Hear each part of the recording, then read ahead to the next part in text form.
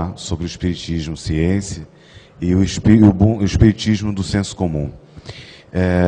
Mas como o nosso irmão falou, ontem nós nos doamos ao trabalho das cartas de Fátima, as cartas psicografadas, e algumas cartas as pessoas estavam presentes e outros vizinhos muito bons e generosos foram entregar. Até tem 2 pais aqui, que nós vamos ler a carta hoje, a pedido deles.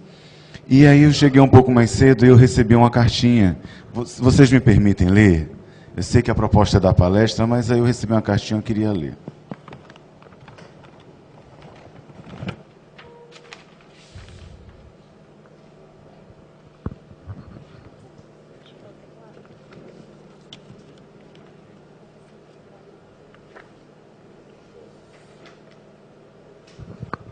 A carta, o Espírito diz assim: todos dormiram bem hoje, não foi? Tá. Mãe, que Deus, nosso bondoso Criador, nos abençoe nesta hora. Mãe, a senhora pede tanto a Deus, aos bons espíritos, pediu tanto a Deus aos bons espíritos, que pudesse vir uma cartinha. Mas a senhora me ensinou a fazer o bem, a fazer a caridade. E aí eu vou cedendo minha vez nas reuniões para que outras crianças possam escrever suas cartas. Só que depois a senhora reclama. A Deus que eu não escrevi faz muito tempo, desde que desencarnei. Pensei que estava fazendo bem. Só que depois, que a senhora conversou com Deus em oração ontem, eu entendi que não podia demorar mais para trazer a cartinha. Então, aqui estou eu, minha mãe Daniele, para tentar dizer aquilo que lembro do que passei ao seu lado, do lado do grande Ceceu, de todos. Mãe, tudo começou quando eu ainda estava na barriga. Acho que eu tinha alguns meses, pois eu me lembro que eu vi uma luz rosa ou lilás forte e começava a ouvir as vozes, a sua e outras vozes também. Depois foi tudo crescendo e se desenvolvendo em minhas percepções. Para não falar tudo, que é muita coisa, falarei na verdade que amava estar do seu lado, do lado da avó Augusta, do Lisandro. Eu também amava tudo, apesar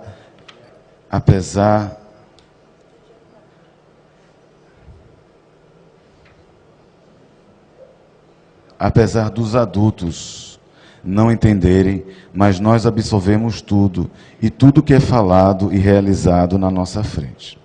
Nós vamos gravando. Hoje está aqui comigo a Bia. Mãe, deixa um abraço na tia Marília, no tio Egisto, acho que o nome é esse. Deveria dizer também que recebo os presentes que você me envia todo dia 7 de novembro. E este último foi o mais lindo.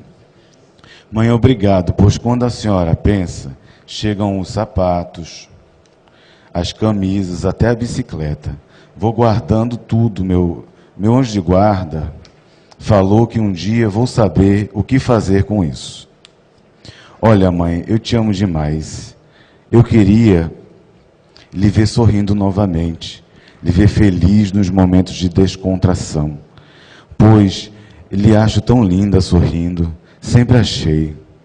Deixe meu abraço mais apertado no Ceceu, deixe meu beijo também. Acho que a saudade é maior por parte de vocês, pois eu consigo ver vocês e visitar sempre, pois fiz coisas boas em outras vidas, e nesta fui um bom menino também. Aqui, quando não vou até vocês, posso vê-los quando penso em vocês. Sorria, mãe. Fique linda, se divirta. Eu sou seu filho e continuarei assim para sempre. Não tenha medo da vida. Meu anjo de guarda disse que você está vivendo o seu luto e vai sentir minha falta. Até o desencarne, que eu não sei o que é ainda o amor de uma mãe. Mas eu gosto de lhe ver falando, quando dando ordens, a senhora fica mais bonita assim. Agora que entendi que às vezes devo escrever para acalmar seu coração, vou pedir para Deus me ajudar para escrever outras vezes. Um abraço, mãe, e sorria, seu filho. Ele assinou como Heitor Macedo.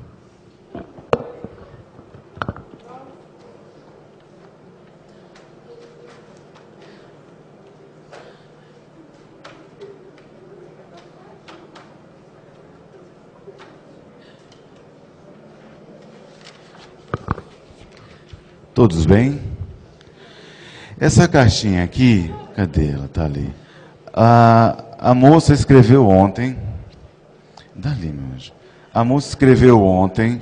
Eu vou ficar aqui, olha, porque é mais fácil. Não posso ficar em pé, mas eu vou tirando. E aí, a vizinha que levou para vocês, não foi? Foi. Você levou e você recebeu? Na minha terra não tem isso não, vizinho bom não. Tem, mas comigo a coisa é difícil. Meus vizinhos são todos evangélicos, são muito bons para eles. Para mim não, eu sou macumbeiro da rua. Aí a moça assinou como Natália Belo com 2 L's, Pereira, e ela disse assim: eu vou ler porque a letra é minha, e como é rápido, aí sai meio ruim mesmo a letra. Aí eu vou ler a pedido da família. Ela falou assim: minha mãe, todos os erros que estiverem aqui são meus, tá? Porque eu sou imperfeito, as informações passam na minha cabeça, não é o braço que toma. Então, os erros são meus, os acertos é dela, viu? Minha mãe Mônica, meu pai Carlos, agradeço a Deus, a Fátima, esta oportunidade maravilhosa de falar com vocês. Pelas mãos do carteiro de Fátima. Sei que jamais guardariam qualquer impressão ruim de mim por aqui. Até porque eu não estava com o câncer. Ele apenas ficou um tempo e agora não está mais presente. Mãe, pai, hoje somos uma família moderna. Vocês, o Nicolas com CH aí e eu aqui, vivos, mas em planos de vida diferentes. E assim vamos continuar por um tempo. Mas estou muito bem, nunca perdi a fé, a esperança, e não mudou nada por aqui. Nicolas, deixa um beijo na Monique, desejo que sejam felizes. Peço com carinho, aproveitando esta oportunidade, que não esqueça do Cristiano, e que ele não esqueça de si mesmo, pois as verdades ruins e boas devem ser divididas, encaradas de frente, sempre. Obrigado às meninas pela homenagem. Obrigado, Angélica, Bruna, Maria Clara. Obrigada, que todas saibam que sou plena e não presa no Parque da Paz. E que, livre em espírito, busco as melhores coisas por aqui. Eu estou trabalhando em um hospital na espiritualidade para ajudar as pessoas com câncer na Terra e que desencarnaram por este motivo. Mãe, pai, obrigada. É tão bom lembrar de vocês, do meu lado sempre, em todos os momentos. Vocês não sabem o quanto sou feliz e o quanto sou grata por cada momento vivido. Com carinho, descrevo a vocês nossa humilde morada por aqui. Nesta cidade espiritual onde moro, não há noite, não permitem ela aparecer. Aqui existe um tom azul no céu, claro, límpido e muito lindo. Vejo pássaros e eles pousam nas pessoas e na frente de casa.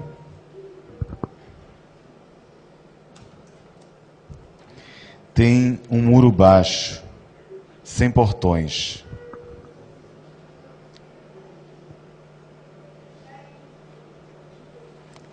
Não temos ladrões aqui. Na entrada, uma pequena varanda, flores grandes, cheirosas, e que parecem poder falar e me acolhem todos os dias. Na sala, fotos de minha última vida. Uma foto gigante de Jesus, e a cor azul e branca segue presente em tudo. Vocês me visitam sempre. Os sonhos são reais.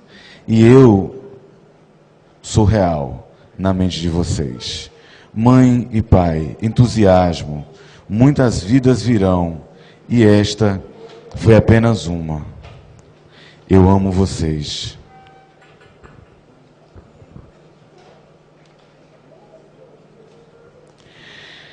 Façam a caridade sempre. Beijos, Natália com TH, Belo com 2 L's, Pereira.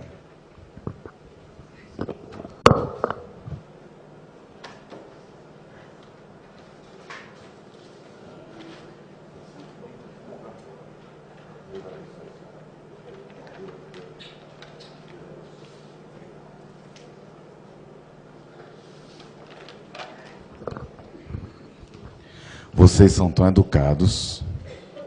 Eu não quero falar do Rio de Janeiro, não. Mas lá o pessoal grita. Ah! Aqui o pessoal é educado, é outra coisa. Quando chegar no Rio, o pessoal me pega. Meus amores, missão cumprida. Eu acho que por conta da chuva, muita chuva que houve aqui na região esses dias, muita gente não veio na reunião, apesar de ter muita gente ontem, né, na casa. E as cartas foram entregues a pessoas que estavam presentes e outras a vizinhos e parentes que foram localizar. Apenas, acho que 1 ou 2 que a casa já localizou, uma e outra vai entregar também. Mas como eu falei ontem, eu fico tão feliz porque o trabalho foi cumprido da mesma forma. As famílias vão receber e vão ficar felizes da mesma maneira, estando presente ou não. É porque às vezes a gente condiciona, não é o caso de vocês não, que de longe percebe a educação, mas assim, às vezes as pessoas esperam a que haja aquela manifestação para a gente se emocionar junto. E isso não é bom, porque o foco do trabalho é que as pessoas possam ser felizes recebendo as cartas. E não tem nada a ver com a gente que não recebe ainda. Principalmente a gente que não está vivendo luto ainda, porque todos nós vamos viver um dia. Então, que não estamos vivendo aquele luto, principalmente o luto de um filho, de uma filha, então a nossa perspectiva é uma de dor. Não mensurando a dor, mas a nossa perspectiva é uma. Então, o trabalho não é para a gente necessariamente, o trabalho são para aqueles que estão para receber naquela hora. Então, para mim é um exercício de humildade, quando as reuniões... Nem todas vêm, às vezes vêm cartas com CPF, identidade, o pessoal, e como se fosse uma coisa espetacular. Aquilo é importante para a família. E eu vou dividir com vocês. Às vezes eu acho que não tem nem necessidade de ter isso numa carta. Mas o que é que eu tenho a ver com isso? É o filho que está escrevendo para a mãe. É o pai que está escrevendo para a filha. O que é que eu tenho a ver com isso? Quer dizer, eu não cuido da minha vida, quero cuidar do que o Espírito vai fazer? Então, eu não tenho esse direito. Então, como médium, eu me dou e entrego, sem julgar, porque só a família vai saber aquele material que chegou nas suas mãos. Não é? Então, meus amores, o que eu queria passar para vocês rapidinho, que eu acho importante, é o seguinte. O Espiritismo é uma ciência nova. E entende-se por ciência quando existe um objeto de estudo. Então, a psicanálise tem o inconsciente, o behaviorismo tem o comportamento, outras ciências vão ter os seus objetos de estudo. No caso do Espiritismo, a comunicação entre os dois lados. foi o objeto de estudo de Allan Kardec na sua época, quando publicou o Livro dos Espíritos. Esse é o primeiro objeto de estudo do Espiritismo. E nós, quando chegou o Espiritismo aqui no Brasil, nós interpretamos com as nossas influências também de religiões afro, que chegavam, belíssimas, maravilhosas, mas com seu próprio conteúdo, sua peculiaridade, e outras religiões e informações também que vinham do Oriente. E nós misturamos tudo isso e criamos um espiritismo do senso comum. Exemplo, aquele novo espiritualismo que veio dos Estados Unidos, de que o espírito fica preso na casa. Né? Isso é comum nos filmes, que o espírito está preso na casa. Quer dizer, o espírito não fica preso no ônibus, não fica vagando na rua, ele fica preso na casa. Então, isso é uma coisa do senso comum. Ou de que o espiritismo entra no corpo da pessoa. Eu dei o exemplo aqui ontem, como naquele filme Ghost. Como é o nome daquela atriz que o espírito entra no corpo no Ghost? É como? Rapaz, eu senti firme. Rapaz, Jesus. Menino é bom. Obrigado, viu? Te levar nas viagens para traduzir. Então, dá uma imagem, aquilo é uma imagem do cineasta, para que a pessoa fique assim, tendo uma ideia, mas não pode entrar no corpo, é impossível. Todo o processo da comunicação, ele é mental. Muitas vezes, não posso falar em relação às cartas psicografadas. Quando o transe se abre, o espírito está lá atrás, do lado da família, ditando a carta e eu aqui. Porque não tem nada a ver com o espaço. O senso comum deu para a gente uma imagem de um braço tocando no braço e seguindo. Não é? Dá uma imagem de que está bem pertinho, mas é um processo mental. Não necessariamente é do lado. Quanto mais evoluído o espírito, menos necessidade de estar próximo do medianeiro. Então, quando a gente começa a ter uma visão mais ampla, facilita.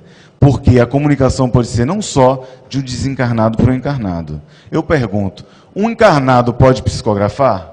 Ou dar uma comunicação? Sim ou não?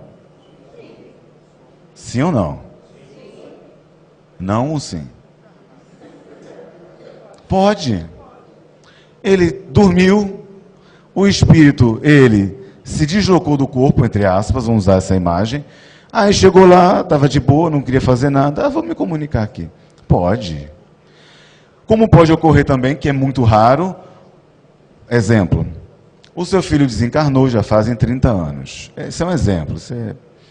E aí ele reencarnou. E chegou o momento de você receber a carta. Mas a espiritualidade não quer lhe informar que ele reencarnou, porque psicologicamente aquilo vai lhe afetar. Então, pode ocorrer de o espírito estar dormindo, vir, escrever a carta, ele já reencarnou e você não sabe. Ele assina como na última vida. Não muda. Não é ele ainda? É ou não é? É ele. Ele só não quis falar que está em outra vida. Ou ele pode também o seguinte, porque ele pode estar lá, em vigília, mas aí quando ele estava, o espírito se desdobrou no sono, chegou, por exemplo, para Fátima e falou: Fátima, eu queria escrever uma carta para minha família, mas eu não posso, porque eu vou estar, desperto no corpo, eu não posso psicografar. Eu posso lhe escrever uma carta e você ditar para o médium para chegar na sua família, na minha família? Ela pode ou não pode fazer isso? Vai mudar? É o filho. Entendem? É o que nós concebemos, é o senso comum, é o que a gente acredita, é o que a gente se acostumou. É como a morte, por exemplo. O que mais nos dói, pelo que eu percebo no relato, na linguagem e no discurso das pessoas que conversam comigo, que perderam seus filhos, o que mais sente falta não é necessariamente... porque eles acreditam, na maioria das vezes, que ele está vivo no mundo espiritual, em espírito. Mas é não sentir o corpo físico, não sentir o cheiro, não olhar, por exemplo, a roupa, as coisas e saber que não vai estar presente, contar que pode vir no outro dia para conversar e não estar presente. Então, essa nossa referência física nos traz muito mais falta. E as outras coisas, claro que as outras coisas também, quer saber como é que está, se está bem, mas isso é secundário, são pessoas com outro nível de esclarecimento. Bem, então, a gente se acostuma com essa referência e começa a transferir isso para o mundo espiritual. Eu vou dar mais um exemplo em relação às comunicações. Um espírito suicida pode se comunicar? Sim ou não? Pode ou não pode? Com pouco tempo, pode?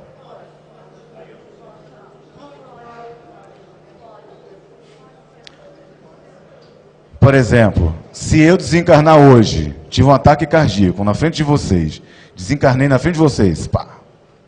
Aí eu chego no doutor Vigílio e vou psicografar por ele. Em horas. Pode? Sim ou não? Então, já que eu não sou evoluído, não pode, porque... Não sou, rapaz. Conversa com minha mulher 30 minutinhos, tu vai ver que eu não sou, não.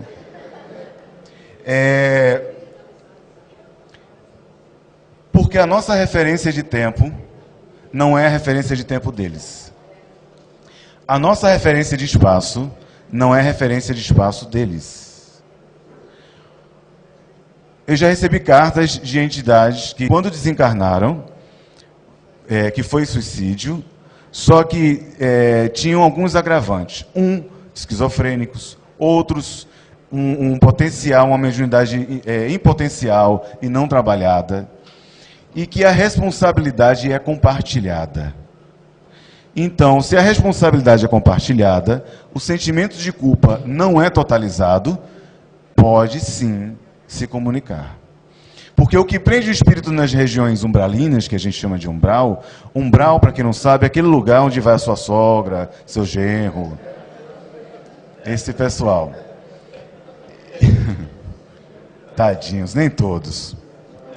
A minha vai. Então, eu vou lá para passar um tempinho com ela também.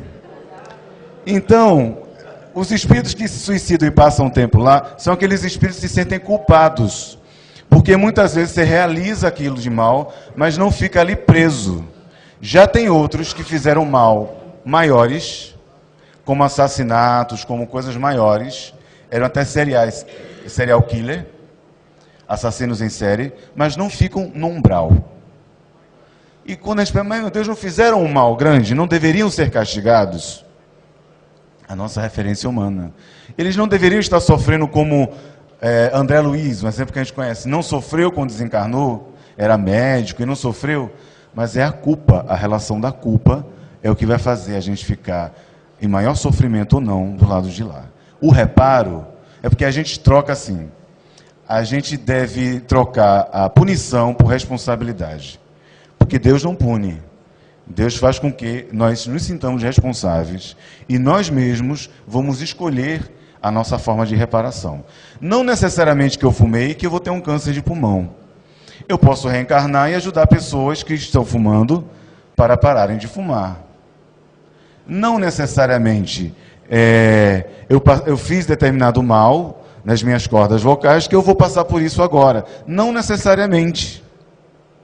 Pode ocorrer também, friso, também, de vir e utilizar aquele órgão, membro, aquela que foi uma relação de culpa, para poder ajudar outras pessoas. Ser um grande orador, etc. Então, quando gera responsabilidade é que muda. Então, o senso comum nos dá essa ideia de que as coisas vão ser de acordo com como nós pensamos lá. E não são. E muitas vezes, veja bem, se parte do pressuposto que o que nós achamos que é do lado de lá, nós estamos criando Deus. Se lembra da mitologia? A mitologia, quando a gente, naquela época, criava deuses, e depois, na Grécia, os deuses se transformaram em semideuses, pois os deuses copulavam com humanos e transformavam em semideuses. Não é isso? Até que a população começou a navegar e ir até aqueles lugares que diziam que tinham os semideuses e não tinha ninguém lá. E o mito foi se transformando em filosofia, pela amizade do saber, pelo gosto pelo saber. Então, aí quando, por exemplo, quando chega Platão, que associa a alma como pensamento, a mente humana, ao cérebro, criando uma parte no corpo, quer dizer, nesse período, quando a lógica vai chegando, a gente vai se desassociando dessa ideia mitológica, apesar que o mito vem até hoje.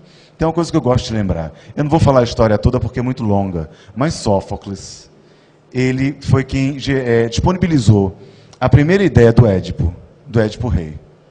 E que vocês devem conhecer a história porque Freud utilizou como parâmetro para falar sobre sua teoria. Mas a história simplificada é assim. Existia um rei, e esse rei se consultou a um oráculo. E o oráculo disse, olha, você vai ter um filho, e seu filho vai matar você. Ele disse, de jeito nenhum. Vamos botar ele numa cestinha, vamos fazer... Não, desculpa, eu que estou me cortando. Vamos matar essa criança que não dá certo. A mãe e os familiares botou numa cesta e jogou no rio. Uma família pegou, eu estou simplificando. A família pegou, criou, ele não estava bem com a família, saiu, numa briga, numa guerra, matou um homem. Esse homem era o rei. Não sabendo depois... A rainha, que estava muito sozinha, ele se sentiu, ficou grande naquela sociedade, casou com a rainha. Depois ele descobriu que o rei era o pai dele e que a rainha era a mãe. Essa história de colocar na cesta não é muito parecida com a história de Moisés? Mito.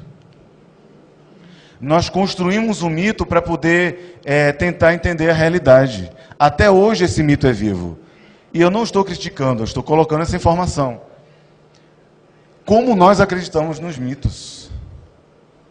E como nós, talvez, o pior, transformamos os mitos em realidade individual e coletiva. O que é bastante sério. E o que eu estou trazendo em relação à mediunidade é para a gente desmistificar isso. Que a mediunidade, por mais que a gente associe como uma coisa santa, sagrada, mediunidade não tem nada a ver com santidade nem com moral. Apenas as pessoas que mais renunciarem, os médiuns que mais renunciarem, melhor comunicações vão trazer dos espíritos para seus familiares e outras comunicações. Agora, um médium muito ruim não pode trazer comunicações boas? Podem. Por exemplo, eu estava observando minha esposa que cuida da parte da internet. Eu não tenho nem perfil em Facebook, porque eu respeito muito, mas eu acho uma fofocalhada tão grande. Mas eu tenho muito carinho, não são todos não. Mas tem muita fofoca, eu não gosto. E aí, tem a página lá que minha mulher cuida. E uma vez ela disse, olha, botaram um vídeo aqui no canal, estão falando de você, eram evangélicos. Aí falaram, é uma fraude, é uma farsa, esse Fernando Bem é uma farsa. Aí eu disse, tá bom, criança, por que eles me chamam de farsa? Porque é o diabo que está tomando conta dele. Aí eu fiquei, meu Deus, farsa mediúnica não é. Porque se teoricamente o diabo toma conta da minha cabeça, então eu sou um bom médium. Porque é o diabo que está me controlando, entre aspas. Então eu não sou farsa mediúnica. Então esse pensamento lógico, científico, nos dá uma ideia melhor da coisa. Agora, um médium que não renuncia, que não é moralizado, pode trazer uma comunicação? Sim ou não? Pode.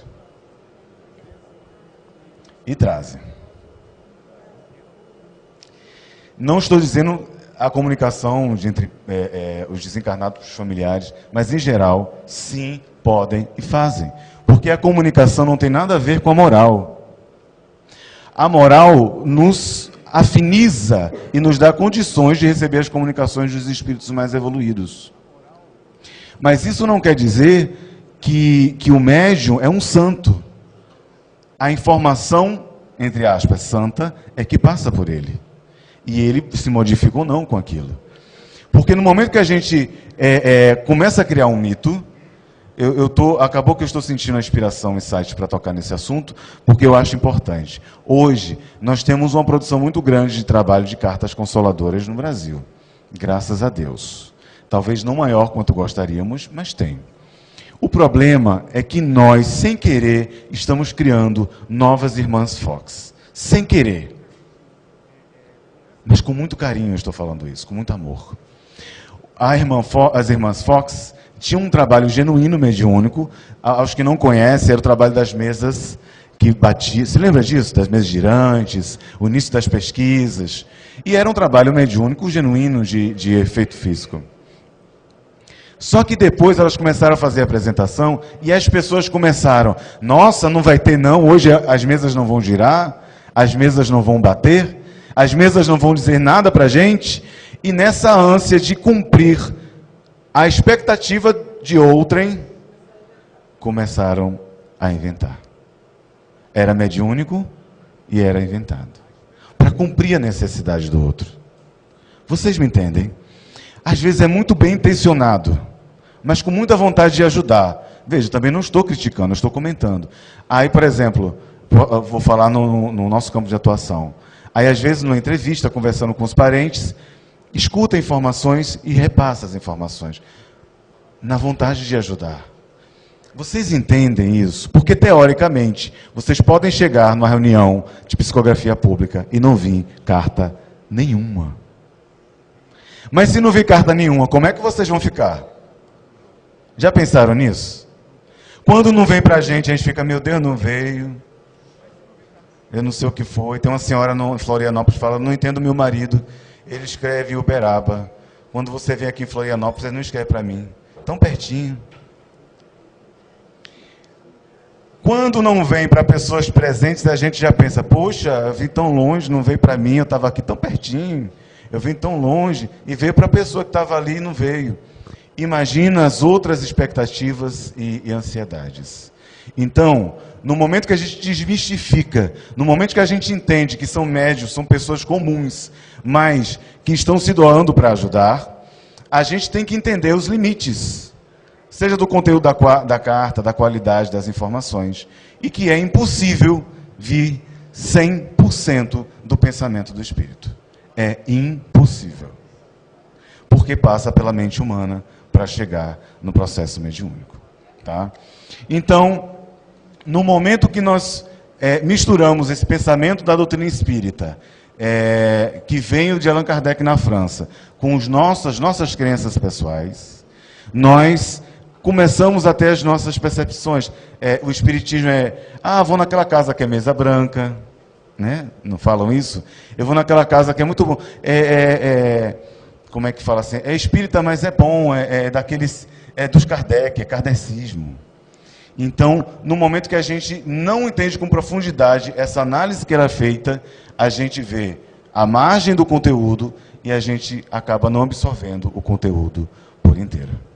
Então, uma coisa que é importante, que parece ser muito chata, mas eu sempre peço isso quando eu estou falando, é retórico, não precisa levantar a mão, não.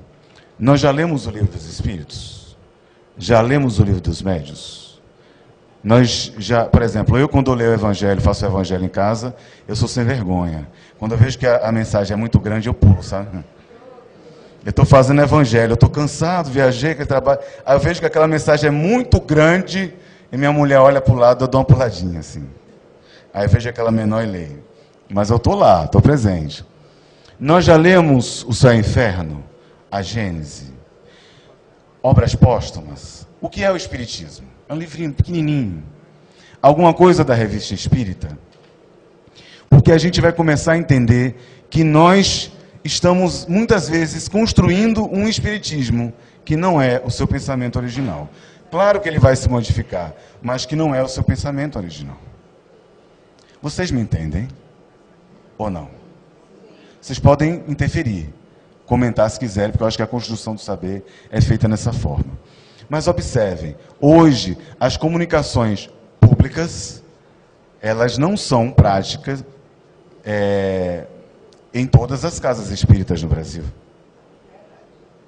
Por quê?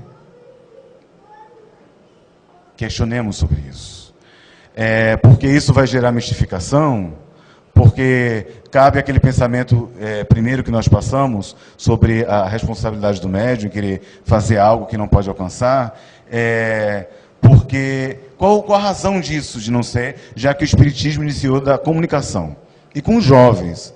Mas olha, eu não vejo muitos jovens nas reuniões públicas, nas reuniões privadas de educação mediúnica, eu não vejo muitos adolescentes. Mas a base da codificação espírita foram feitos com adolescentes de 14, 15, 17 anos, 19 anos. Mais tarde, com 20 anos, com a irmã Hermance Dufour. Então, nós vamos construindo de acordo com o que a gente acredita. E aí a gente vai moldando uma coisa que era para ser lógico, racional, em ser absolutamente intuitivo, somente intuitivo. Descartes, ele nos ensina isso, que nós temos um conhecimento que é inato, vem do inatismo, e derivado. Ou seja, nós nascemos com uma capacidade inata, mas nós vamos desenvolvendo, discorrendo um aprendizado. Então, não é só o que a gente concebe, o que a gente vê de informação de outras vidas, mas como estamos entendendo o Espiritismo, a ideia do Espiritismo. Eu posso dar até um pensamento para vocês, para não me alongar. Hoje, existe uma corrente de ciência espírita no Brasil. Eu sei porque, como médium, mesmo imperfeito, muitos convidam para a realização de pesquisas. Nós tivemos ontem, inclusive, eu indico muito para quem quiser convidar, a doutora Beth Weinstock. Ela é judia, ela não é espírita. Ela passou 2 anos e meio pesquisando a nossa mediunidade no Rio de Janeiro. E ela ia nas reuniões, conversou com 40 familiares, para saber sobre as cartas psicografadas. O conteúdo, a linguagem, as informações que ninguém sabia, etc. Esse material, ele não foi publicado ainda, vai ser publicado agora no final do mês, mas ele foi concluído, foi apresentado como tese de pós-doutorado na UFRJ, no Rio de Janeiro.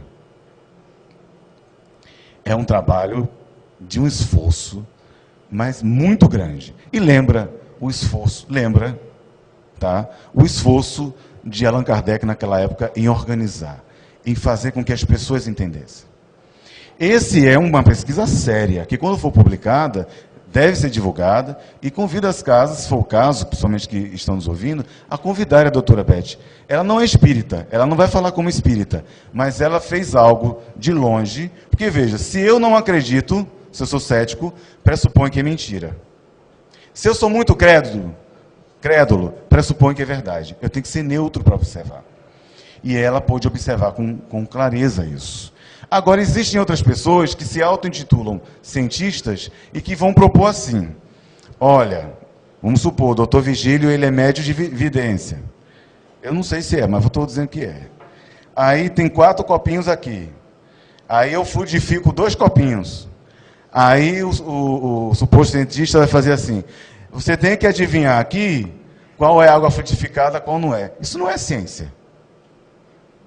Isso é adivinhação.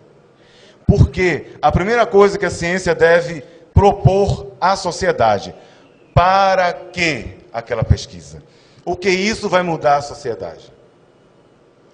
Quando uma pessoa faz uma pesquisa sobre o solo, tem uma função, aquilo vai ajudar sobre a questão da medição do tempo, sobre a questão da astronomia. As pesquisas têm uma função de ajudar a sociedade. Se não pode ajudar, então ela não segue o mecanismo proposto por Allan Kardec, que é a ciência mudando e ajudando as pessoas.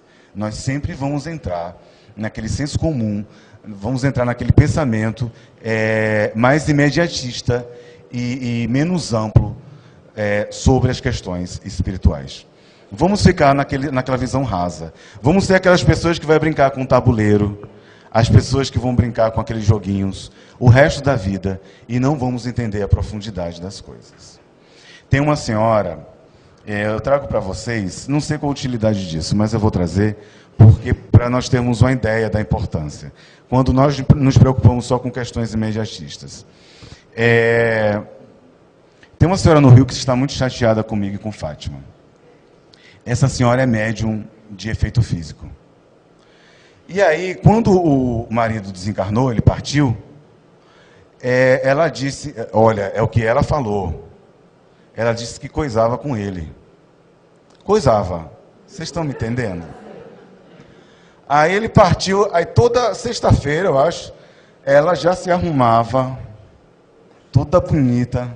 Ela pensa numa velha bonitinha, gordinha, mas era bonitinha. Aí ela se arrumava, o marido vinha e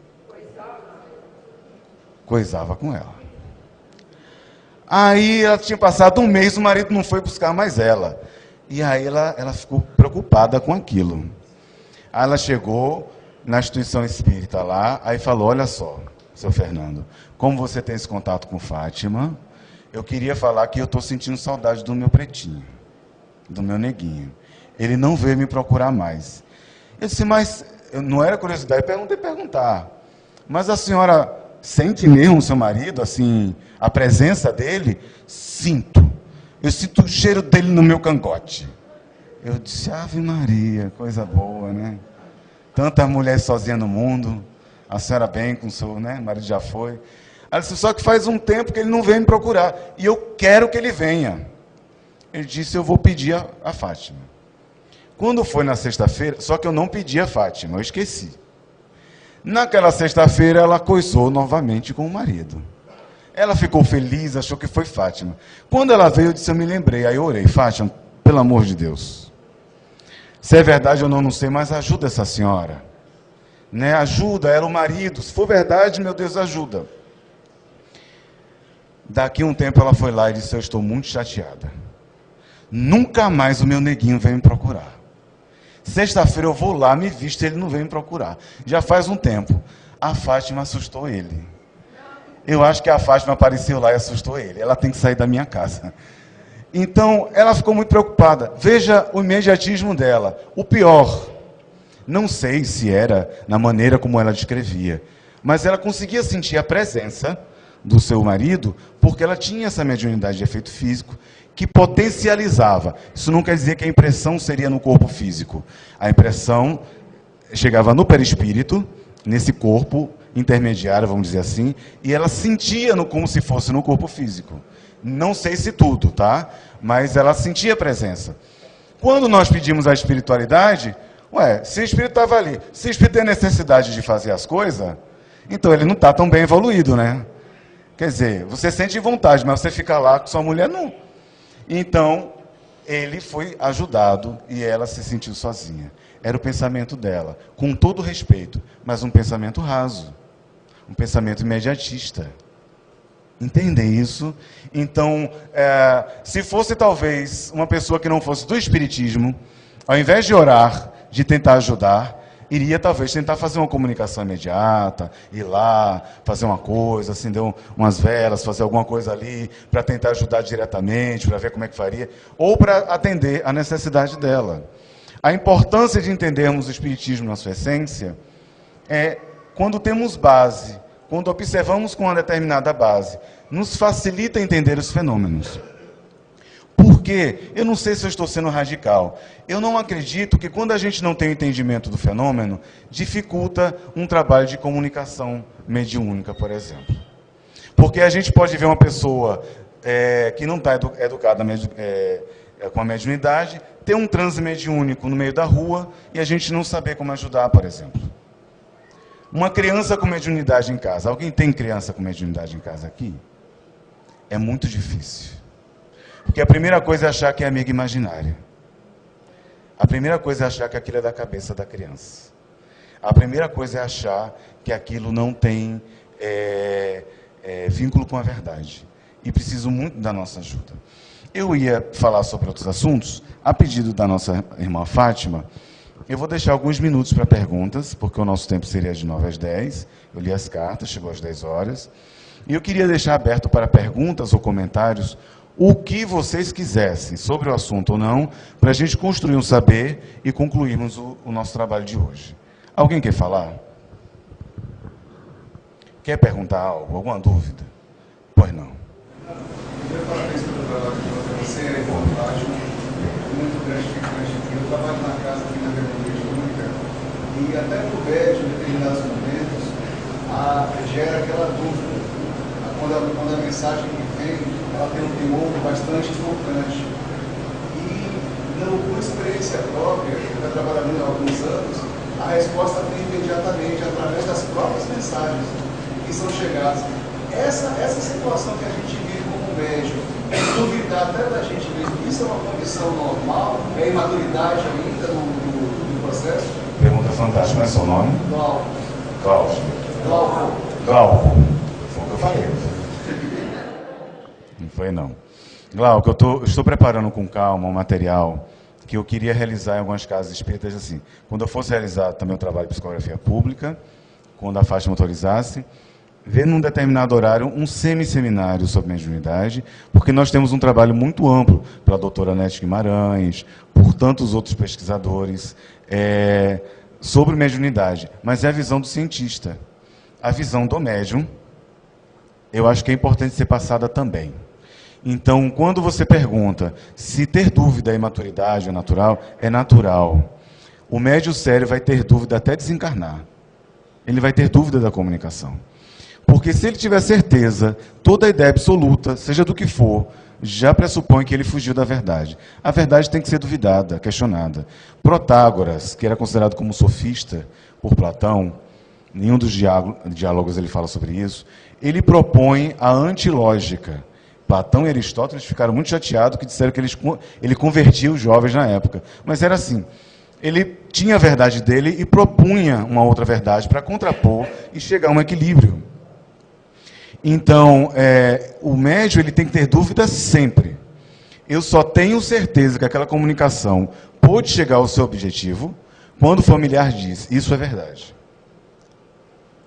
Isso aqui eu não conhecia. Agora, mesmo que o familiar diga, eu não acredito, aí eu não posso analisar, porque crença não tem absolutamente nada a ver com verdade. O que eu creio não é que é verdade, mas o que é fato, o que é verdade.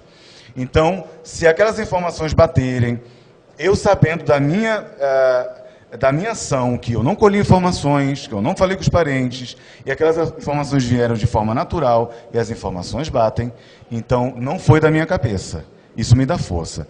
Agora, existem alguns exercícios que nos ajudam. Exemplo, o médium de psicografia. Quando ele exercitar, eu exercitei quase 15 anos, mas não parei ainda continuo. Quando ele exercitar, ele fazia assim. Exemplo, hoje eu vou pedir a espiritualidade para que me fale sobre relógio. Um exemplo inicial. Tudo que vier à cabeça, palavra sobre relógio, eu vou colocar. Uma frase sobre relógio. Mas eu não posso pensar. Tem que vir sem eu pensar. Daqui a pouco isso vai ficando mais rápido, mais rápido, mais rápido. Daqui a pouco as vozes vão aparecendo. Daqui a pouco o braço vai tomando impulso. Dependendo da característica do médium, se é mecânico, semimecânico ou de inspiração, ele vai tomando aquele exercício. Quando ele vê, ele já não pensa. Porque muitos médiums, vem aquela informação, ele começa a organizar. Quando eu digo que o médium, que não vem 100% da mensagem, não é quando o médium altera, não. É porque vai ser filtrado pela mente natural. Agora, existem médiums que no início eles começam a atropelar. Por exemplo, tem coisas que as casas espíritas não gostam, mas eu não costumo filtrar, eu não filtro. A Fátima filtra para mim. Se o espírito falar carvão, é carvão. Se ele falar negócio que faz foguinho, é negócio que faz foguinho. Você me entende? Ontem a entidade falou aqui que eu fiquei chocado. Chamou, manda um beijo para o touro bandido. Só Deus sabe o que é isso. Eu não tenho que questionar. Você me entende? Porque alguém vai dizer, eu sou o touro bandido. Então, só o familiar sabe. Esses exercícios ajudam. Agora, termina... O médium vai ter dúvida sempre, tem que ter dúvida sempre. Então, a questão da dúvida é natural, mas por isso que é importante na casa espírita dividir a informação com outros. E a gente ter muito respeito. Primeira coisa, o mais comum é que o médium seja nervoso e não calmo. O grande exemplo que Chico Xavier deu, com a sua moralidade, foi mostrar que poderia conter aquelas energias. Porque quanto maior o potencial mediúnico, mais energia chega, mais informações chegam e menos ele pode controlar.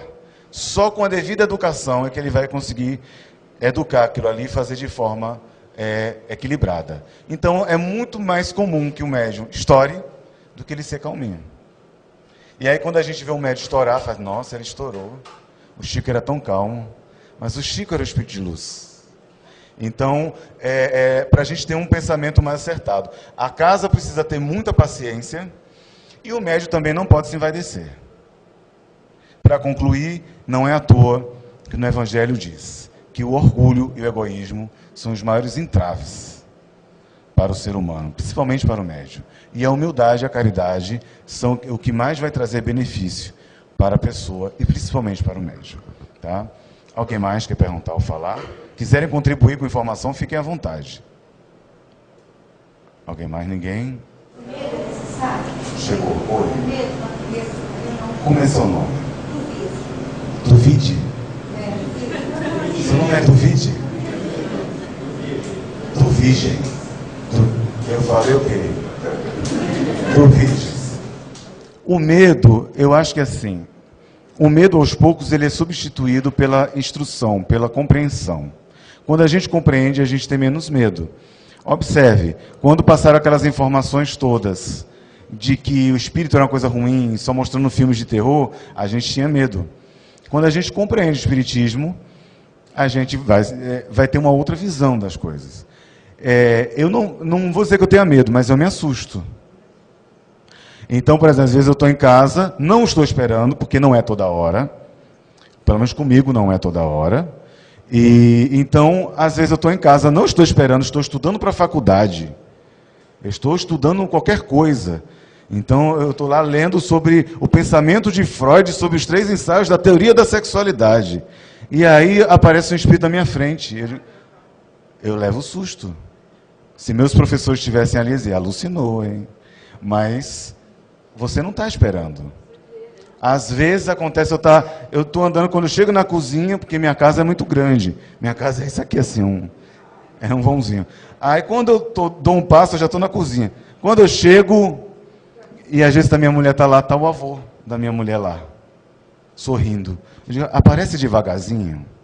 Não aparece assim, não. Vai aparecendo uma fumacinha, porque eu não me assusto. Assusta. Mas oração, você vai orar antes da reunião, tem um espírito que quer perseguir, assusta. Porque essa história de que os nossos obsessor, estou usando tempo para a gente entender, mas que é a gente que obsedia ele, essa é a verdade. Porque ele só vem porque a gente chama, não é? E quando esses nossos amigos com vibração mais baixa chegam, às vezes deformados, assusta muito mais. Porque eu vejo e sinto o cheiro. E às vezes dá algeriza pelo cheiro. Então, eu não digo que é medo, eu não tenho medo deles. Eu tenho medo de mim. Porque eu não presto, eu sei as minhas imperfeições. Eu sei o que é que eu posso causar de mal para mim e para o que eu realizo. Agora, em relação a ele, não é medo, mas assusta porque você não está esperando. Né? Então é natural que o medo vá até a gente compreender e passar. O senhor ia falar, doutor Virgílio? Fátima, a mentora dos trabalhos, geralmente ela está presente, hoje está presente conosco. Ela é um grupo a mais, tem mais alguns outros componentes. Como é que é? Fala. O doutor Virgílio está perguntando quando a Fátima se apresenta, quando ela vem, se é só ela, se é um grupo a mais. Existe uma coisa muito boa, doutor Virgílio, que eu penso. Quando ela comenta, isso eu volto a elaborar esse pensamento que é muito profundo. Que ela fala que as religiões são janelas para observar o céu. Que nós podemos mudar de janela para observar melhor, mas o céu vai continuar lá do mesmo jeito. Não interessa a religião. Às vezes, eu estou numa casa que é espírita e tem espíritos se apresentando como se fossem umbandistas. Porque para eles é importante isso. Aquela figura atávica, para eles aquela imagem é importante. Às vezes é um padre católico. Às vezes são pastores evangélicos encarnados. Mas eles queriam permanecer com aquela imagem. Então, não há concorrência no mundo espiritual, né?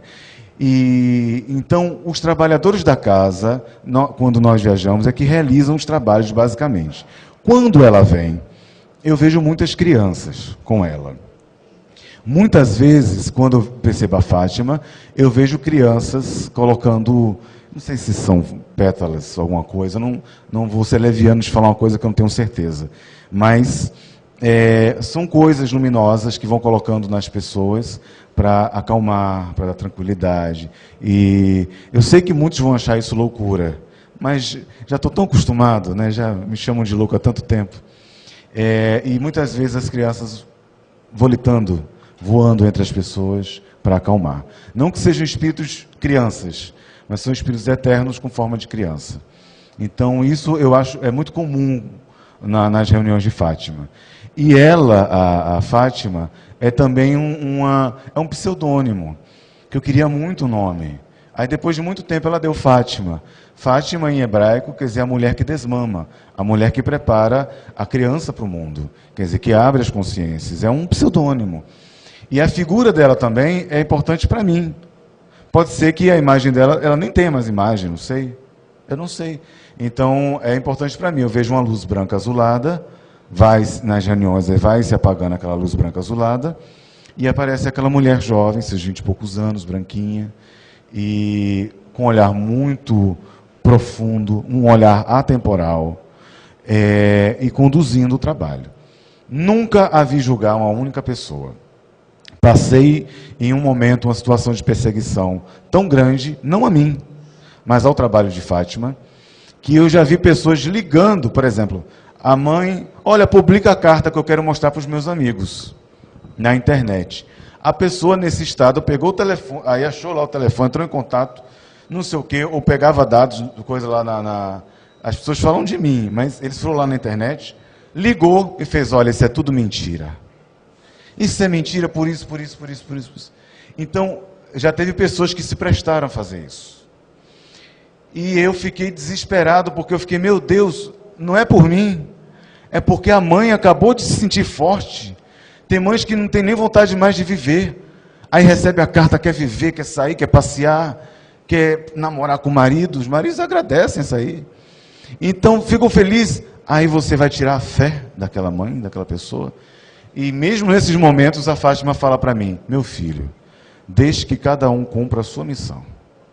E aí, quando passa o tempo, eu vejo aquelas mães muito mais fortes, mas muito mais fortes do que eram antes. Porque nem aquilo foi capaz de derrubar sua fé. Quem fez o mal é que ficou com o mal. E ela sempre tranquila, ao contrário de mim. A minha mulher também é tranquila, eu não sou muito não. Fale, minha filha. Quanto tempo você tem essa comunicação com Fátima? Qual é seu nome? Mônica. Eu posso seguir mais essa pergunta por causa do horário? A Mônica perguntando quanto tempo eu tenho a comunicação com Fátima. Mônica, é assim. Tudo que eu falar mediunicamente, sempre avalie com a lógica e com a razão. É o que eu acredito.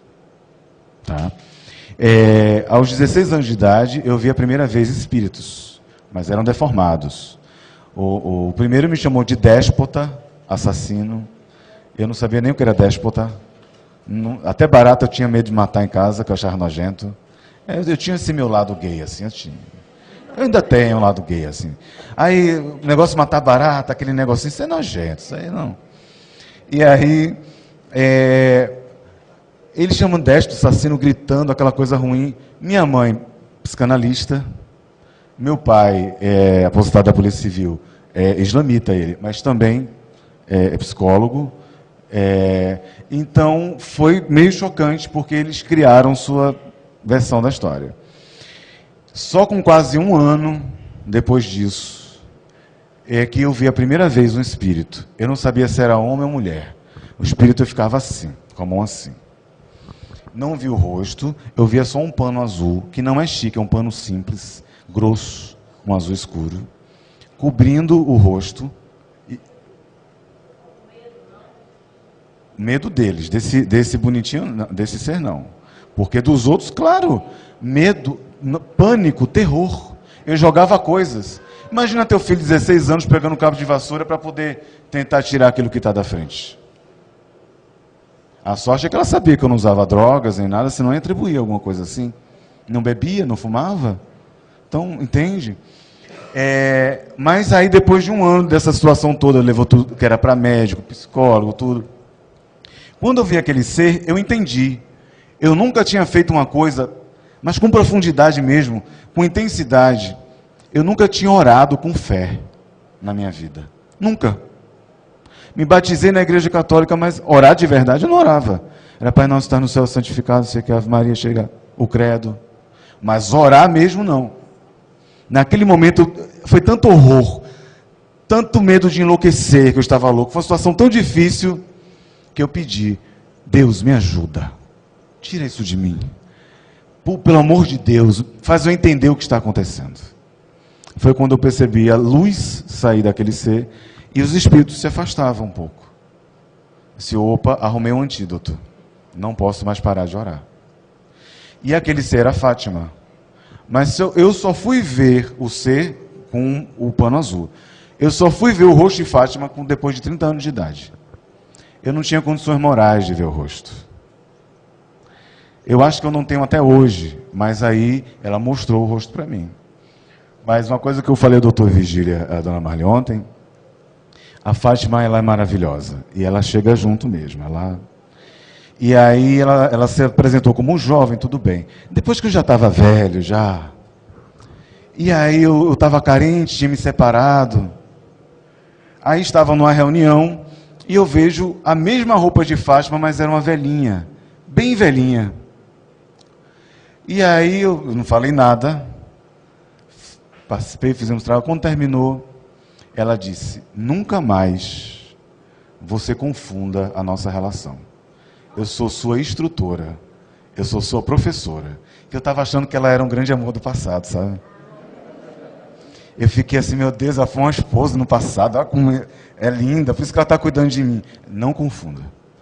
E aí só depois, quando eu me relacionei com a pessoa novamente, foi que eu estava tranquilo na minha carência afetiva, ela voltou à sua imagem, que eu já conhecia. Então, é assim, é mais nas reuniões. Eu não tenho um vínculo, ela não é minha mãe. Apesar de às vezes orar como, sabe, mas não é minha mãe, eu não a sinto como minha mãe. Eu não a sinto como... É muito além, é muito profundo, eu não sei explicar. É muito maior, é algo muito profundo, eu não sei explicar. E para concluir, o que eu acho, o que talvez me dói até hoje, não é ver os espíritos sofridos, mas é como Fátima me olha. Porque eu me sinto desnudo, assim, ela está vendo tudo. Todos os meus pensamentos ela vê. Gente, a gente não pensa coisa boa, não. Se vocês pensarem só coisa boa o tempo todo, ó, aleluia. Assim seja. Eu não consigo. Então, quando tem o transe, ela provoca o transe, porque mesmo que fossem meus pensamentos ruins, não conseguiria. Então, ela vê aquelas coisas todas que eu tenho. O vizinho que fez uma besteira, eu estou com vontade de jogar uma pedra. Entendeu? Eu passando com um carro, e o cara passa na minha frente, eu com vontade de chamar ele de Espírito Santo do Senhor. Não é bem essa palavra, mas com vontade assim.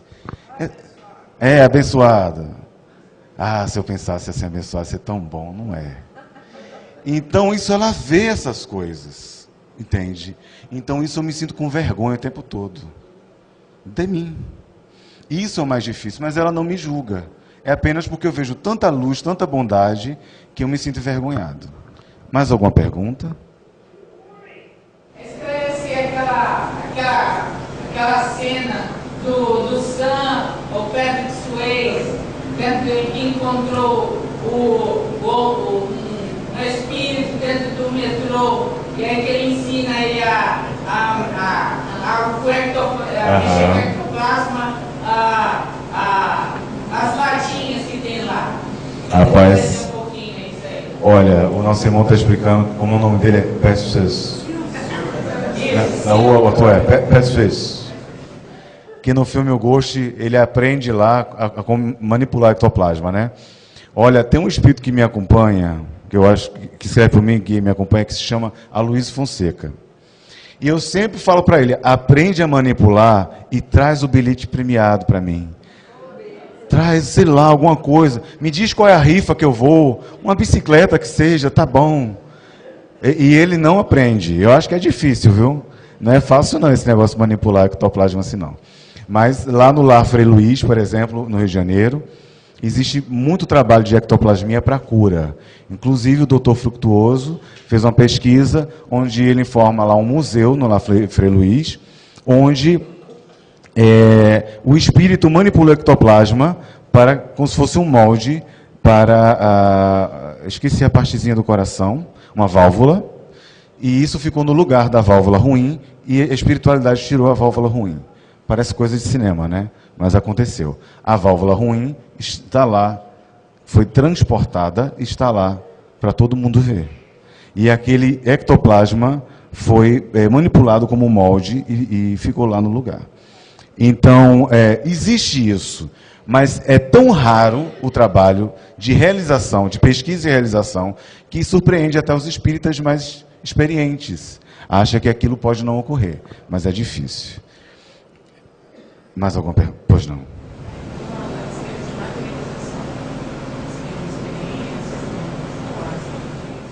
A nossa irmã está perguntando sobre materialização. Vai ser a última pergunta, eu vou concluindo o trabalho para não tomar muito tempo. A materialização, ela requer muito estudo e muita observação. Eu participei de uma reunião de materialização na Casa Sheila, em Salvador, com o médium responsável, o médium de psicopictografia, que é o Florencio Anton, e aí ele trouxe um médium de efeito físico da Suécia. E foi um trabalho de seminário para pessoas da Federação, estudiosos lá de Salvador e adjacências, que tinha um médium de psicografia, que era eu, um médium de psicofonia, tinha cada um de uma área. Tinha do candomblé e tinha esse que era o sueco para falar sobre materialização. E foi muito forte porque eu participei lá. Lá tem que ser tudo fechado, o trabalho de materialização, uma luzinha vermelha, tá? Para ver aparições, coisas assim, manifestações. Eu vi porque eu acreditei naquela situação, porque foi assim, estava eu, o Dr. Franklin Santana, que ele é pós-doutor em medicina e é um dos especialistas em tanatologia no Brasil. E trabalhos paliativos, acho que é uma coisa assim. E ele estava do meu lado. Do outro lado, minha esposa ainda nem estava grávida ainda. Estava o Florencio e a minha esposa. No meio, o médium. Um policial civil do grupo amarrou. É um negocinho que puxa assim de plástico. Aquilo para tirar é ruim. Oi? Placa? Lacre. Aquilo é difícil sair.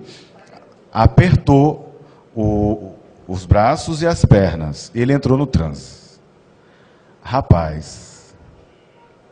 Não, você é moça, mas rapaz é porque eu sou nordestino. Olha, foi uma coisa assim, tinha uns cones, sabe esses cones que coloca aí dos carros? Tinham lá alguns cones de carro, aquilo não é leve. O cone estava voando no meio das pessoas. Ah, isso é embuste. Olha, eu não achei. E ele voava. E o cone batia. Quando o cone bateu em mim, eu empurrei assim para ver se estava... E levinho, estava leve o cone. Depois outro cone ao mesmo tempo. Depois outro material. Haja mão para segurar isso. Então, eu participei disso. Eu acreditei. Apesar que não houve uma pesquisa aprofundada. Mas eu acreditei naquilo. E esse efeito físico no sentido de demonstração, para saber que os espíritos podem manipular. Inclusive, houve uma situação que ninguém sabia. O Simon, que é uma criança... Porque houve uma coisa muito engraçada. Tem 2 espíritos que são os guias desse médium. Um eu descrevi. Assim, ele disse que era um monge tibetano, tal, que ajudava ele. E o outro era uma criança, que era o Simon. Quando o Simon, pela psicopraxia, que não só falava, mas movimentava o corpo, se comunicava pelo médium, mudava completamente a voz. E disse o seguinte: esta moça, não sei o que, de nome Thaís, que está do lado, ele não sabia, é minha esposa, que está do lado, não sei o que, fez o meu desenho tal dia na casa dela. Ninguém sabia. E minha esposa estava desenhando uma criança com um chapeuzinho. Então, se eu não falei, se ela não falou, como é que ele ia saber? Então, havia um trabalho mediúnico ali. Não sei se em sua totalidade, mas havia, e eu acreditei. Mas também já pude presenciar trabalhos de ectoplasmia para cura muito fortes. Na nossa casa tem um médium, e é muito engraçado isso, porque ele tem muita mediunidade de cura, tem muito ectoplasma. Se você tiver com dor de cabeça, você coloca e passa. Eu não tenho mediunidade de cura, faço um trabalho de tratamento espiritual lá, porque eles me utilizam como médium, mas eu não tenho mediunidade. Ele tem. Ele toca, não sei o que acontece, mas aquilo passa, alivia a anestesia. Quando ele passa muito tempo sem trabalhar, ele fica tonto, dá umas coisas muito ruins para ele. Quando ele começa a dar passe, a fazer o trabalho dele, ele fica bom na hora. E eu já vi trabalhos com ele, sem ele ter nenhuma consciência daquilo, das pessoas saírem muito bem. E processos muito difíceis, né? Não que eu alimente a ideia que tem que ser feito sem o acompanhamento médico, mas eu já vi. Então, eu acho que merece muito estudo. A materialização, a TCI, que é a transcomunicação instrumental, são coisas que merecem muito estudo, mas muita observação e com respeito. Nós devemos entender que a ciência espírita deve respeitar todos que trabalham. Se houver falta de respeito, incitação ao ódio ou essa fomentação para a descredibilidade, isso não é espírita. Isso é vaidade humana. O espírita se preocupa em buscar a verdade, não em julgar as pessoas. Então precisa de muita compreensão para entender isso aí. Eu acho que vai ajudar muita gente. Queria agradecer ao doutor Vigílio, agradecer a dona Marli, agradecer a todos da casa. Olha, maravilhoso. Foi muito bom mesmo. E eu vou voltar, apesar da minha saudade da minha filhinha, mas eu vou voltar tão feliz, tão completo, porque é tão bom estar do lado de pessoas que têm essa mesma fé, esse mesmo desejo de fazer o bem, de estudar o Espiritismo, porque o mundo está tão violento. Oi? Muita falta de amor, tanto materialismo, só se preocupar com coisas assim. E quando a gente vê pessoas preocupadas com coisas boas, eternas, isso me dá vontade de continuar o trabalho, porque a gente sabe que não está sozinho no mundo. Muito obrigado, viu?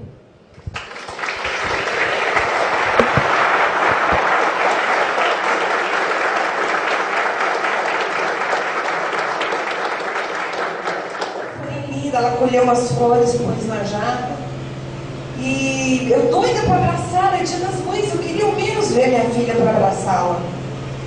Encontrei lá um cunhado meu na porta que me recebeu e falou: ela já vazou, já bateu o pé. Hoje tem muita coisa para ela fazer aqui, ela não ficou aqui para te ver não. Mas deixou esse café lindo para você. E eu acordei aos prantos. Então eu falo assim, a minha certeza, a minha conexão com esse espírito, o elo de amor é tão forte que eu sempre disse, meu Deus, se acontecer, vai ser uma coisa muito do céu, muito de espiritualidade mesmo. E há uma conexão muito forte entre nós, de borboletas. Não me perguntem por quê. Mas eu acho que essa coisa da metamorfose, da transformação, ela pequenininha, criança, ela falava, eu não sou criança, mamãe, eu sou uma borboletinha. E ela tem uma história de vida linda, porque essa menina não era para ter nascido. Por 3 vezes ela se apegou de ir embora daqui, desde o meu útero, até quando ela teve que ir. E ontem, tudo nos impediu. Esse aqui é o cara mais cético do mundo que vocês possam imaginar. Então eu leio muito, ele não lê nada, eu me informo muito, ele não se informa em nada. Ele é danado, mineiro, não sei, então. E ontem, 3 vezes ele falou, poxa, a gente não vai na Colatina, poxa, a gente não vai lá no bem, sexta-feira. E eu até tomei um susto, né? Eu falei, meu Deus, ele me chamando, falei, vou ficar na minha, vou ficar quieta, e coçando para vir para cá.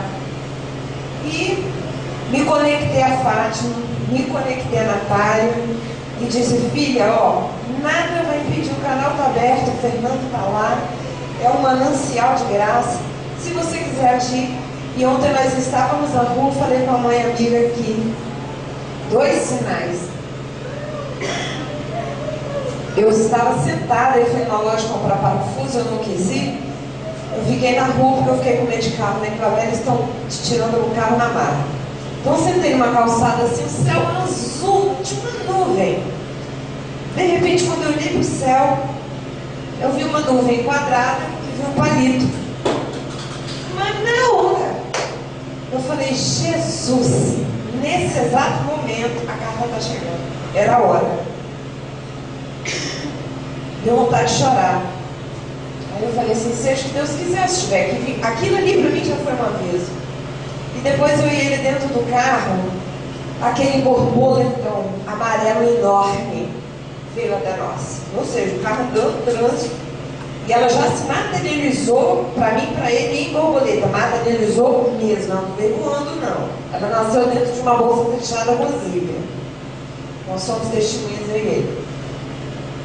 Então ontem eu falei assim, poxa, não é possível. Essa moça me liga, estava aqui, dormiu aqui em Colatina, e Mônica Nath mandou uma carta. Eu só soube correr e gritar, ninguém estava entendendo nada, parecia que o mundo estava acabando, estava voando. Ou seja, que presente, que agradecimento. E é isso, agora que eu vou me espiritualizar mais, agora que eu vou estudar mais, agora que eu vou me aprofundar mais, trabalhar mais, caridade então nem se fala. Essa moça aqui, o câncer, meu pai sabe disso, ele consumiu tanto o quadril dela, que deu coisa assim de...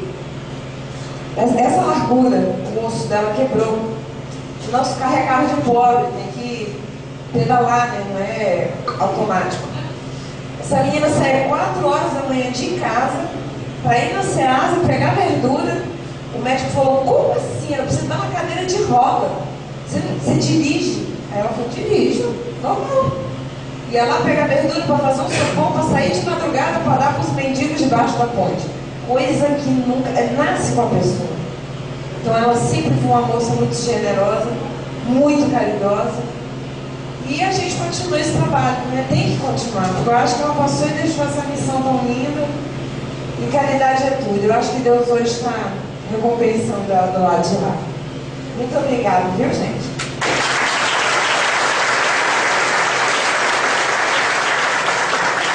Agora você caiu o ceticismo? A questão não é tanto ceticismo, porque eu tive particularmente a certeza que ela está viva do outro lado. É por isso que Nath Bela mataram, né? Eternamente. Tanto que na lápide dela, lá no cemitério, está lá o dia que ela nasceu e eternamente. Porque a gente não morre, o que morre é o corpo. Do pó a gente vem, do pó a gente volta. Porque o espírito é vivo eternamente. Entendeu? E eu tive várias certezas disso, tá? Com toques, com cheiro. Há poucos dias atrás eu acordei com cheiro, que era o cheiro dela. Eu cheirava o pescoço dela, não é. Não tem nada a ver. Então é a certeza que o Espírito, ele está ali, sabe? Ele está do nosso lado, nos acompanha todos os dias. Basta a gente, sabe? Ali, ó. Ali. Então, tudo que ela falou aqui, sabe? Ela fala, se deixar ela fala o dia inteiro. Então, sabe? E no dia que ela sonha, por exemplo, eu não quero estar do lado dela para acordar ela, porque normalmente eu acordo com o ronco, né? O ronco ela acorda. Aí se eu acordar no sonho com a Natália, é de volta, eu morto. Então, depois dessa carta aí, sabe? Eu só confirmei minha certeza, tá? Muito obrigado a vocês, casal dele. Tão linda ela, né? Nós tivemos uma grata felicidade hoje, não foi, Dani? Você gostaria de dizer algumas palavras sobre o que ocorreu? Essa moça, a Vitória, há quanto tempo você percebe essa carta, essa lembrança do seu filho Heitor, não é isso?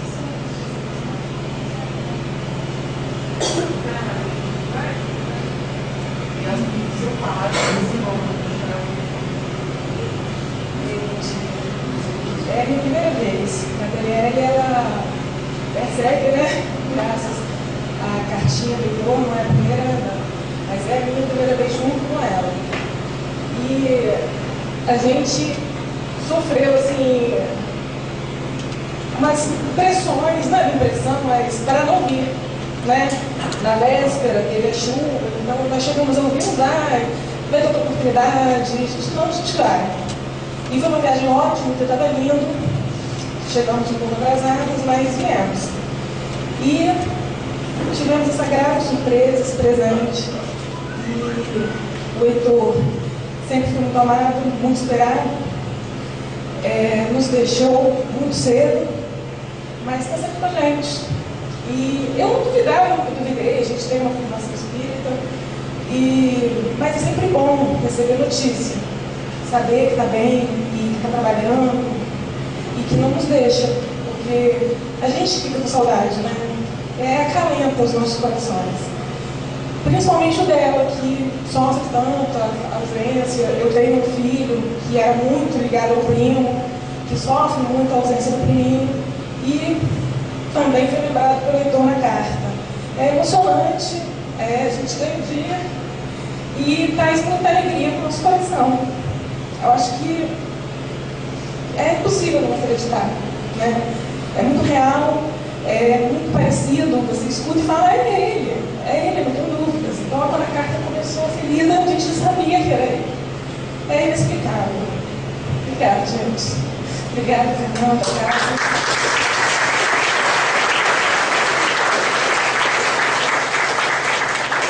Como nós estamos online ainda, pela internet, no Brasil e no mundo, nós vamos precisar da colaboração de quem possa nos ajudar a nós identificarmos entender onde mora o endereço, para que nós possamos entregar duas cartas, a de número 2 e a de número 4. A Bruna Gomes de Oliveira, ontem, deu a sua mensagem, não deixou mais nenhum outro dado, nem telefone, nem e-mail, como normalmente acontece, por alguma razão. Mas então nós vamos contatar a todos vocês pelas redes sociais, aos amigos internautas que estão conosco, para que, se alguém saiba, conheça Bruna Gomes de Oliveira, possa contactar conosco, para que nós possamos entregar a carta ao seu destinatário. E o outro é o Antônio Carlos Viana Leal. Tudo indica, pelo teor da carta, que ele se acidentou entre Baixo Morumbi e Aimorés, algum tempo atrás. Todo o conteúdo que ele informa, de parentes, familiares, acreditamos que vai ser possível nós identificarmos para que possamos entregar a carta. Então, com a colaboração de todos vocês, amigos internautas, a todos que aqui estamos. E antes de encerrarmos a nossa transmissão, nós temos uma mensagem especial de alguém que está lá na Austrália. Você conhece Jaqueline? É sua filha? Pois é, Silvia. Ela disse para você não chorar, viu, Silvia? Você é um chorão de carteirinha. E ela está online conosco, lá de Sunshine Coast, né, da Austrália, mandando um beijo, muita saudade, mandou uma mensagem conosco online, pediu para transmitir ao casal amigo, nosso Silvio, nossa Zulmira, que aqui estão conosco, né? Esse chorão de carteirinha ali, nosso eletricista, me deu todas as condições para que possamos estar hoje aqui com energia, viu, gente? Olha o gerador ligado. Foi ele que ligou, porque a rua foi desligada toda para manutenção. Então, corremos atrás, né, Silvio à frente, para que possamos ter energia e tudo acontecesse hoje. Aqui, em nome de todos, muito obrigado pelo seu trabalho, vocês estiverem conosco, o carinho, a dedicação, a competência. A Zulmira, sua esposa aqui, e a Jaqueline está online mandando um beijo para você. Viu, Jaqueline? Um beijão para você, aí do outro lado do mundo. Ela está lá. Ela está online, lá na Austrália. Um beijo, minha filha. Você é Ju, Gabriel e todo mundo. Eu estou aqui, tá bom?